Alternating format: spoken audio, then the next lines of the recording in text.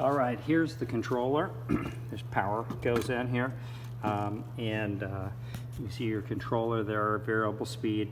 It's all programmed, and then you just turn that knob, will speed it up and slow it down. But that box is sweet. That's a Sirius control box that mounts on your wall.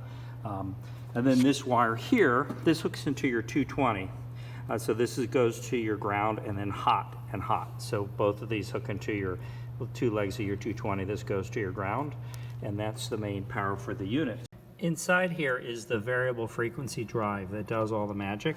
This is just a control panel that comes out the front. And you can see this is where my power comes in. Goes to my tumbler right here. You'll see it's dropping 3-phase. So you're gonna have 4 wires. And then my power comes in on this side.